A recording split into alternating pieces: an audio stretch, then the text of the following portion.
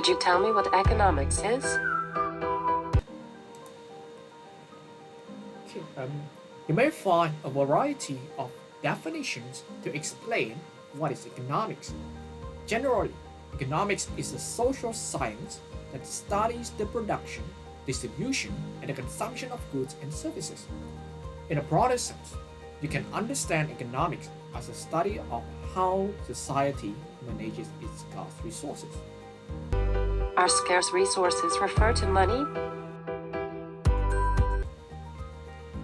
According to Samuelson, economics is a study of how men and society choose, with or without the use of money, to employ a scarce productive resources which could have an alternative use to produce a various commodity over time, and distribute them for the consumption, now and in the future, among our various people and the groups of society. So that means scarce resources can be anything from time, money, labor, knowledge, skills, equipment, and natural resources. Who will learn to manage those scarce resources? It is everyone, including individual, household, business, and government. Why do we need to manage scarce resources? The core idea in economics revolves around production. Without production, we don't have a market. Without production, the money will be useless. Every day, we always produce something.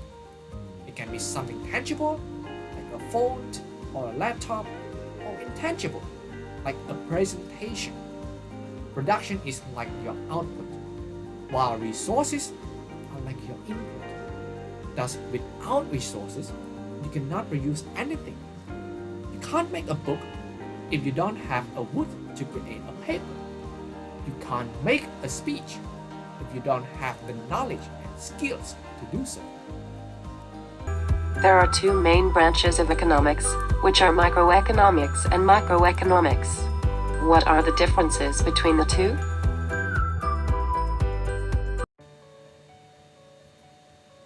To understand the differences between the two branches, you need to know the focus of economic study. To analyze the economic phenomenon, firstly, we need to learn about how people make a decision. Then we can start to study how people interact with each other. And the last one is about how the economy works as a whole.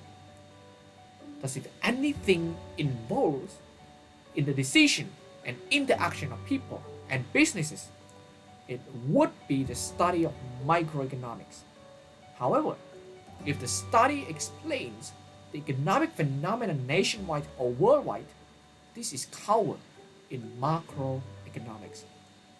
For instance, learning to know how people behave during inflation is a study of microeconomics, while learning how to control inflation is a study of macroeconomics. Is economics a hard subject?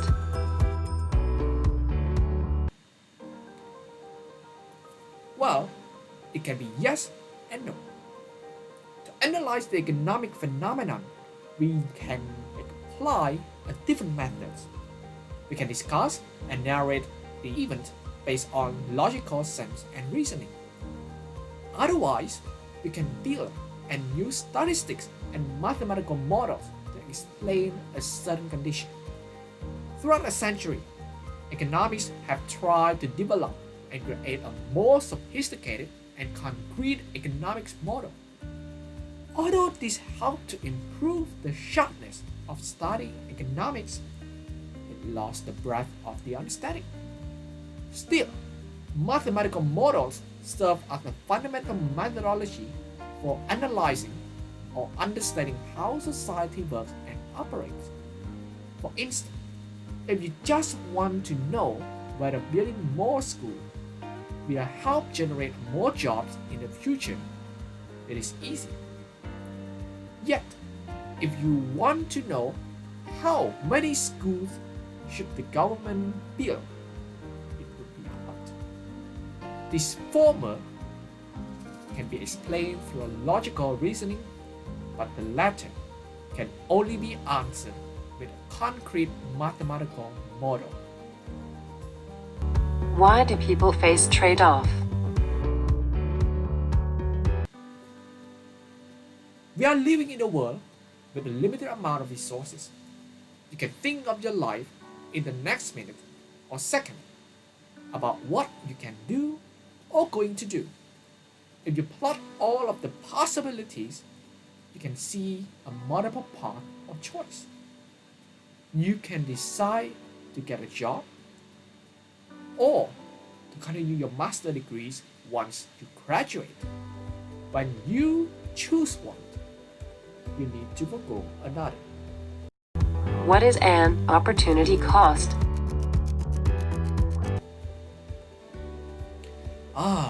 The most common terms that everyone will see and still find it difficult to understand in economic study. Typically, cost means the price you have to pay. As for the famous phrase in economics, we say there's no such thing as free lunch. Like what I mentioned before, everyone has a wide options to choose. Each option will offer you a different benefit, but once you decided to select an option, you will forgo the benefit in others.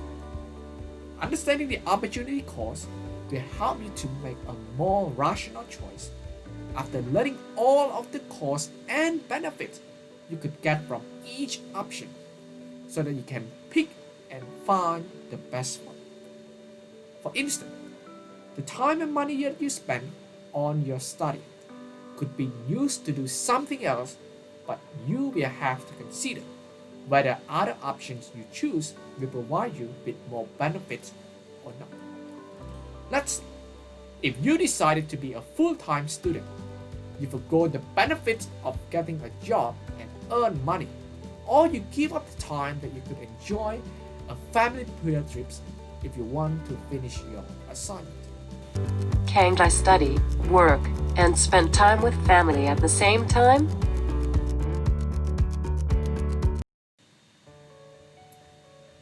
Of course, you can do all of these things, but at a different times. Even if you say that you are working on the assignment while you have a field trip with your family, you are not enjoying the trips as much as the one you go without any work. In this case, the benefit that you forgo is the happiness of your family. How do people respond to incentive? People react to incentive depending on reward and punishment. When students earn extra score or get recognition, they tend to work hard in their assigned tasks. If students were charged with money when they submit their work late, they have an incentive to hand in their assignment on time. Why is there a trade-off between efficiency and equity? The idea of efficiency is how we use fewer resources with more output. In other words, you utilize every kind of resources that you have and make sure that most products can be produced out of it. However, equity refers to the concept of fairness in resource allocation. For example, when a country wants to ensure a good quality of education, the government could make all schools private and give subsidy to help those private schools to grow. But this kind of policy would be unfair for those poor families who cannot afford to pay for school tuition. If government nonetheless concerns more on equity, more public schools are created, but the quality might not be on par with a private school.